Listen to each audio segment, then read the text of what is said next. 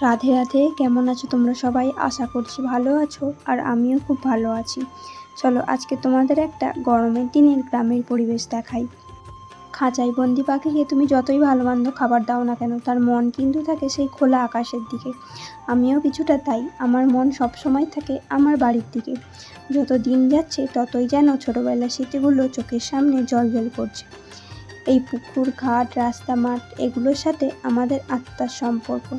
এগুলোর টানেই ছুটে আসি। মনে পড়ে গরমের দুপুরে খেজুর গাছের তলায় গিয়ে খেজুর পোড়ানো, আম চুরি, কুশি আম মাখা বা তেঁতুল মাখা। এই দেখো, বলতে গিয়ে জিভে জল চলে আসলো। পুরোটা না হলেও আমি এখন কিছুটা ছোটোবেলা নিজেই খুঁজে নিই। বাড়ি আসলেই বেরিয়ে পড়ি। বাগানের গাছগুলো, ধানের ক্ষেত, মাঠের মাটির গন্ধ, উফ, প্রাণটা জুড়িয়ে যায়। এই খোলা বাতাস জীবনের সব অশান্তি ভুলিয়ে দেয়। কী যে শান্তি, সেটা শুধু অনুভব করা যায়।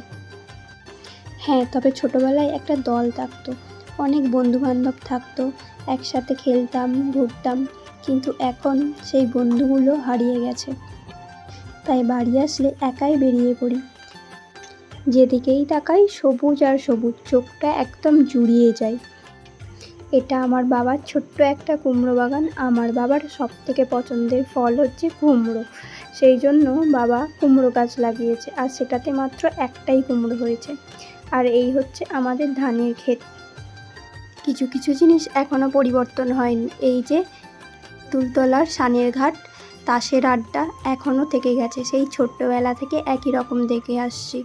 তবে এই পাকা রাস্তা বানানোর জন্য ঘাটটা কিছুটা ভেঙে ফেলা হয়েছে। এইভাবেই কাটে আমার বাড়িতে থাকা ছোট্ট একটা রবিবার। দেখা হবে পরের কোনো ভিডিওতে। সবাই ভালো